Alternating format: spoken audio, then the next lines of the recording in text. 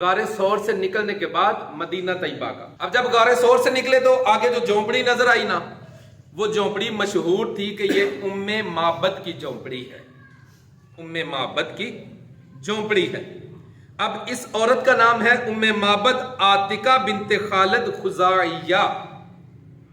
اس کا جو شوہر ہے اس کو بھی ابو معبد کہا جاتا ہے. بعض روایات میں ہے ان کا ایک بیٹا تھا، اس کا نام معبد تھا. اس کی نسبت سے انہوں نے یہ نام رکھے تھے. ام معبد تھی کہ یہ معبد کی ماں ہے، اور ایک ابو معبد ہے کہ یہ معبد کا باپ ہے. دوسری روایت ہے کہ چونکہ وہ پہلے کسی اور دین پر تھی تو انہوں نے اس خدا کے نام پر یہ نام رکھے. چلے اللہ رسول اس کا بہتر جانتے ہیں. اس کا کام یہ تھا کہ وہ جتنے بھی قافلے یہاں سے گزرتے تھے ان کی وہ خدمت کیا کرتی. خدمت میں اگر گوشت ہوتا وہ پیش کرتی، روٹی ہوتی وہ پیش کرتی، دودھ ہوتا تو وہ پیش کرتی.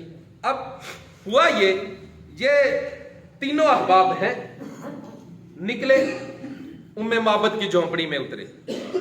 اب جب آقا علیہ الصلوۃ والسلام، نبی اکرم صلی اللہ علیہ وآلہ وسلم اور حضرت سیدنا ابو بکر صدیق اور ساتھ یہ جو بندہ ہے عاص بن وائل یہ اترے نا، تو انہوں نے کہا کچھ کھانے کو ہے. وہ عورت کہتی ہے نہیں کھانے کو تو کچھ نہیں، گوشت ہے وہ بھی نہیں ہے، روٹی نہیں ہے، اچھا دودھ ہے نہیں ہے. اتنے میں نبی اکرم صلی اللہ علیہ وآلہ وسلم کی نظر جو ہے وہ گھر کے کونے میں ایک بڑی کمزور سی لاغر سی بکری بندھی ہوئی تھی، اس پر نظر پڑ جاتی ہے. جب اس پر نظر پڑی تو حضور علیہ الصلوۃ والسلام نے کہا ام معبد اگر تم اجازت دو تو ہم اس بکری سے دودھ دو لیں. نے کہا کہ آپ جو بھی ہیں آپ میری طرف سے اجازت ہے، لیکن اگر یہ دودھ دینے کے قابل ہوتی تو ابو معبد جو ہے وہ اس کو بھی ساتھ لے کر جاتا.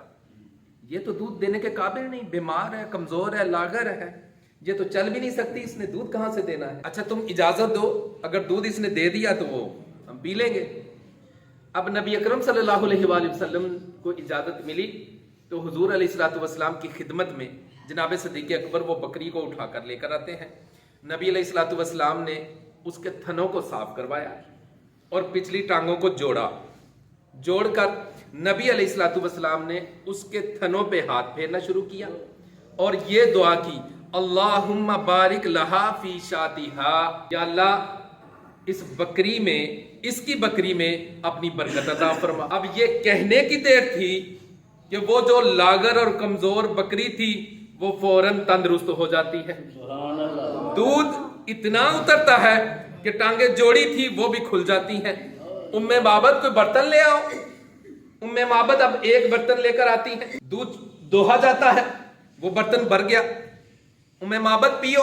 کہا حضور نہیں، یہ تو مہمان نوازی نہیں، پہلے آپ پیئیں پھر میں پیوں. حضور علیہ الصلوۃ والسلام نے پیا، ساتھ جو تھے جناب صدیق اکبر نے دودھ کو پیا، پھر ام معبد نے دودھ کو پیا.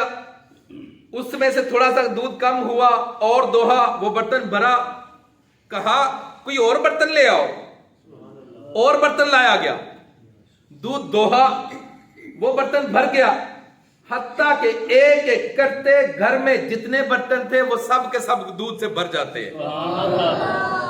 اب یہ اچانک اس طرح کی رحمتیں، رونقیں، برکتیں دیکھ کر ام معبد تو سکتہ میں آ گئی. ابھی دودھ پیا اور آقا علیہ الصلوۃ والسلام نے اپنے ساتھیوں کو ساتھ لیا، آپ ہجرت کے لیے روانہ ہو گئے. تھوڑی دیر بعد ابو معبد گھر میں آتا ہے، آ کر کہتا ہے ام معبد ایسی خوشبو ہمارے گھر سے نہیں آتی ہے، اور بکریاں ساری تو میرے پاس تھیں، یہ اتنا دودھ یہ کہاں سے؟ ام معبد کون آیا تھا؟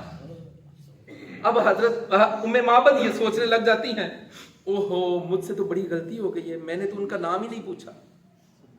اب ام معبد یہ سوچتی ہیں جن کے آنے سے رونق ہوئی، جن کے آنے سے خوشبوئیں آئیں، جن کے آنے سے دودھ اتنا ہو گیا، جن کے آنے سے برکت ہو گئی، تو جس نے آ کر یہ دعا مانگی تھی اللہم بارک لہا فی شاتہا کہ اس میں برکت دے، تو ام معبد نے خود اپنے پاس سے نبی اکرم صلی اللہ علیہ وسلم کا ایک نام سوچا اور پتہ ہے کیا کہا اپنے شوہر کو؟ کہا اے ابو معبد یہاں پہ ایک مبارک بندہ آیا تھا جس کے آنے کی وجہ سے اس گھر میں بھی برکتیں آ گئی.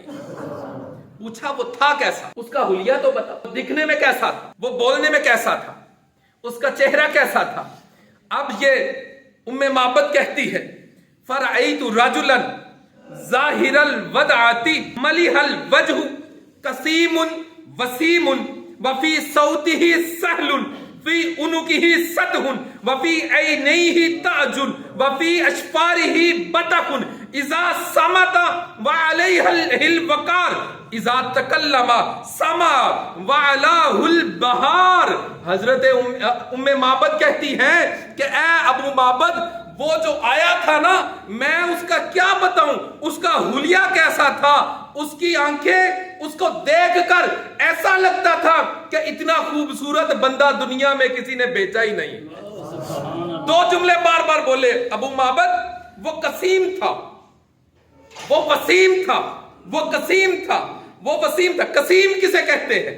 قسیم کہتے ہیں جس بندے کا ہر عضو خوبصورت ہو, خوبصورتی کا مجسمہ ہو. مثال دے رہا ہوں, بعض اوقات ہم کسی کو دیکھیں نا تو اس کی جب تعریف کرنے لگیں, یار آپ کی آنکھیں بڑی خوبصورت. اس کا کیا مطلب ہے؟ آنکھیں تو خوبصورت ہیں, بال خوبصورت نہیں. آنکھیں تو خوبصورت ہیں, ہونٹ خوبصورت نہیں. آنکھیں تو خوبصورت ہیں, چہرہ خوبصورت نہیں.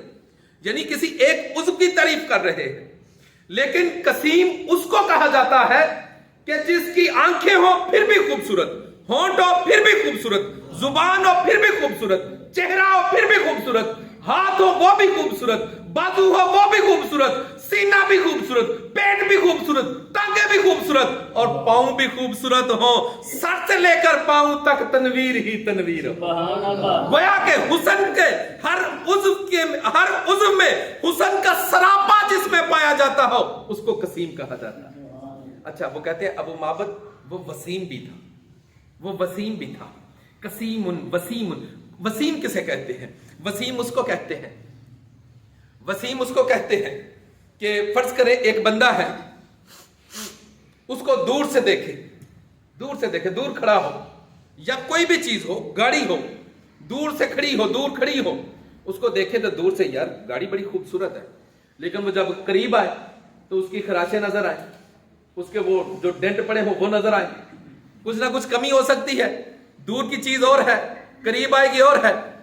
تو دور کی چیز خوبصورت لگ رہی تھی, وہ دور کھڑی تھی تو خوبصورت لگ رہی تھی, قریب آئی تو وہ خوبصورت نہیں لگ رہی تھی. وسیم اس کو کہتے ہیں جو دور ہو پھر بھی خوبصورت ہو, قریب آ جائے تو منہ سے یہی الفاظ نکلے کیا بات ہے رضا, اس چمنستان رضا کی, اس چمنستان کرم کی زہرا ہے کلی جس میں حسن و حسین پھول. دور ہو تب بھی خوبصورت ہو, قریب ہو تو پھر بھی دیکھ کر دل نہ بھرے, بندہ دیکھتا رہے, اس کو وسیم کہا جاتا ہے. اگر کسی بندے کا وسیم نام ہے تو وہ اپنا نام کا معنی بھی یاد کر لے. قسیم وسیم. اور پھر نبی اکرم صلی اللہ علیہ وآلہ وسلم کی آنکھوں کے لیے ام معبد نے جو الفاظ استعمال کیے, اور سیرت نگاروں نے 7 قسم کے الفاظ حضور علیہ الصلوۃ والسلام کی آنکھوں کے لیے استعمال کی. اس کی آنکھیں کیسی تھی؟ ام معبد کہتی ہیں کہ آنکھیں اتنی بڑی بھی نہیں تھی, اتنی چھوٹی بھی نہیں, آبرو بڑے تھے, یہ بڑی سیدھی سی تھی, اور پھر وہ اشکل تھی, وہ اکحل تھی, ادعج تھی, احتب تھی, احور تھی, ابرج تھی, انچل تھی. ترجمہ ان کا ایسا ہے کہ اس کی آنکھیں ایسی آنکھیں تھی کہ پوری دنیا گھوم کر کوئی آئے ان آنکھوں جیسا کسی کی آنکھیں بھی نہیں ہو سکتی. یہ وہ ام معبد کہہ رہی ہے. اچھا, پھر اس نے کہا اس کا نام کیا ہے؟ اس کا نام مبارک ہے. پھر وہ بتا رہی ہے میرا مبارک کیسا تھا. کہتی ہے کہ کچھ لوگ دور سے اچھے لگتے ہیں اور قریب سے اچھے نہیں لگتے, لیکن میرا مبارک جو ہے وہ دور سے, مثال کے طور پر ایک بندہ کو دور رہتا ہو, اس کی عادات کیسی ہیں پتہ نہیں, وہ رہتا کیسا ہے پتہ نہیں, اس کی صفات کیسی ہے پتہ نہیں, لیکن جب اس کے ساتھ سفر کیا جائے, حضر میں ملاقات ہو, اس کے پاس رہا جائے, پھر پتہ چل جاتا ہے.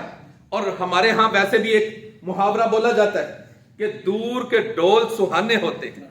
ڈول کی دور سے آواز آئے تو وہ خوبصورت لگتی ہے. یہاں کوئی یہ بندہ نہ کہہ لے کہ میں ڈول کی کوئی تعریف کر رہا ہوں اور اس لیے ڈول جائز ہو جائے گا. ہمارے ہاں ڈول کی کوئی گنجائش نہیں ہے. میں یہ مثال دے رہا ہوں. دور کے ڈھول سہانے, تو وہ جب دور ہو تو بڑی یار آواز آ رہی ہے, خوبصورت آواز ہے. قریب آئے تو کیا اچھا یہ تھا. لیکن ام معبد کہتی ہے میرا مبارک ایسا تھا کہ وہ دور ہو تو پھر بھی خوبصورت ہے, بندہ کوئی قریب آ جائے تو پھر بھی اس کا دل نہیں بڑھتا, وہ اس کو دیکھتا رہتا ہے. کیوں بلا؟ دور ہو تو دیدار کی جو تڑپ ہے وہ اس کو سونے نہیں دیتی, اور جب اس کے بندہ کوئی قریب ہوتا ہے تو جدائی کا خوف اسے نیند آنے نہیں دیتا. وہ قریب ہو تب بھی تڑپتا رہتا ہے, وہ دور بھی ہو وہ تڑپتا رہتا ہے. وہ جو میرا مبارک ہے اتنا خوبصورت اور اعلیٰ صفات والا. سبحان اللہ. اچھا ایک اور دوری کی مثال دے کر میں بات کو اختتام کی طرف لے آتا ہوں. جو قریب کے لوگ ہیں وہ دیکھتے ہیں, اور جو لوگ قریب تھے, صحابہ کرام جو قریب کے لوگ تھے. حضرت سیدنا ابو ہریرہ سے کسی نے پوچھا, ابو ہریرہ ذرا حضور کا بتا تو صحیح. حضرت ابو ہریرہ کہتے ہیں ما رأیت شیئا احسن من رسول اللہ. حضرت ابو ہریرہ کہتے ہیں میں نے رسول اللہ صلی اللہ علیہ وآلہ وسلم سے بڑھ کر خوبصورت کوئی چیز دیکھی. اب حضرت ابو ہریرہ یہاں ما رأیت شیئا کی جگہ اپنے رجل نہیں کہا کہ میں نے کوئی انسان نہیں دیکھا, بلکہ آپ نے کہا ما رأیت شیئا. اب یہ عموم ہے, کوئی چیز بھی ممکن ہے. کوئی بندہ یہاں رجل ہوتا, کوئی یہ کہتا ٹھیک ہے یہ رجل تو ٹھیک ہے, بندہ تو ایسا ہو سکتا ہے, لیکن فلاں چیز تو بڑی خوبصورت ہے نا, فلاں پلازا تو بڑا خوبصورت ہے نا, فلاں چیز تو بڑی خوبصورت ہے نا. یعنی یہاں گنجائش تھی. حضرت ابو ہریرہ کہتے ہیں کہ جب میں نے دیکھا مصطفیٰ جان رحمت کو تو ما رأیت شیئا احسن من رسول اللہ صلی اللہ علیہ وآلہ وسلم. میں نے رسول اللہ سے بڑھ کر کسی چیز کو ان سے بڑھ کر خوبصورت دیکھا نہیں. یہ وہ بندہ تھا جس نے قریب سے حضور کو دیکھا تھا. یہ وہ لوگ ہیں جنہوں نے قریب سے حضور کو دیکھا تھا. اچھا یہاں ایک اور محبت کی بات کرتا چلا جاؤں. ام معبد کی جھونپڑی ہے. ابو معبد نے آ کر دیکھا کہ یہ خوشبو کیسی ہے, یہ خوشبو کیسی ہے, ایسی خوشبو تو ہمارے گھر سے آتی نہیں ہے, ہم تو غریب لوگ ہیں اور بکریوں والا گھر ہے, یہاں سے تو ایسی خوشبو نہیں آتی. میں نے کہا 1450 سال گزر گئے ہیں, اس شاخ آج بھی مدینے جائیں تو حضور کی وہاں سے خوشبو آ رہی ہوتی ہے, تو ابو معبد کی جھونپڑی سے خوشبو کیوں نہیں آ سکتی. اور پھر بات جو میں کر رہا تھا, قریب سے جنہوں نے دیکھا انہوں نے کہا کہ حضور جیسی کوئی چیز خوبصورت ہے نہیں. اور جنہوں نے دور سے دیکھا, اور دور کتنی سے دیکھا, اتنی دور سے کہ 1450 سال گزر جاتے ہیں, 1400 سال کے فاصلے سے دیکھا.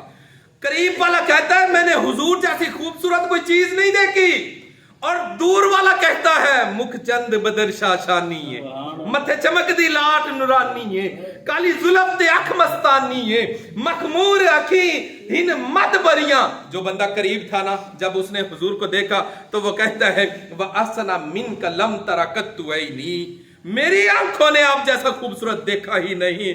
وَأَجْمَلُ مِنْكَ لَمْ تَلِدِ النِّسَاءُ, کسی عورت نے آپ جیسا خوبصورت بچہ کسی نے جنا نہیں. یہ وہ بندہ ہے حضرت حسان بن ثابت, یہ قریب رہنے والے ہیں. جس نے قریب سے دیکھا وہ بھی کہتا ہے میرے حضور جیسا خوبصورت بندہ ہے کوئی نہیں, اور جس نے 1400 سال بعد دیکھا وہ بھی کہتا ہے لم یاتی نذیر کفی نظر مثلے تو نشد پیدا جانا, جگ راج کو تاج تورے سرسو ہے, اے تجھ کو شہید و سرا جانا, انا فی عطشن و سقا کا آتم, اے گیسوئے پاک, اے ابر کرم برسن ہارے, رم جم دو بوند ادھر بھی گرا جانا. جو قریب سے دیکھے وہ بھی حضور پر فدا ہو جایا کرتا ہے, اور جو 1400 سال بعد دیکھتا ہے وہ بھی حضور پر فدا ہو جایا کرتا ہے. کتابوں سے دلائل دوں یا تصور میں ان کو لاؤں, کتابوں سے دلائل دوں یا تصور میں انہیں لاؤں. کوئی مجھ سے پوچھ بیٹھا ہے تیرا محبوب کیسا ہے, کوئی مجھ سے پوچھ بیٹھا ہے تیرا محبوب کیسا ہے. اور رخ مصطفیٰ وہ کتاب ہے, رخ مصطفیٰ وہ کتاب ہے کہ محبتوں کا نصاب ہے، میرے دل کی ہے یہ آرزو، دن رات اسے دیکھا کروں، دن رات اسے دیکھا کروں۔ اللہ کرے ہمارے دل میں جناب صدیق اکبر کا ڈیرہ آباد ہو جائے، اس دل کو غار کی طرح صاف کریں گے اور اس کے بعد پھر حضور علیہ الصلوۃ والسلام کی تشریف آوری ہو جائے گی۔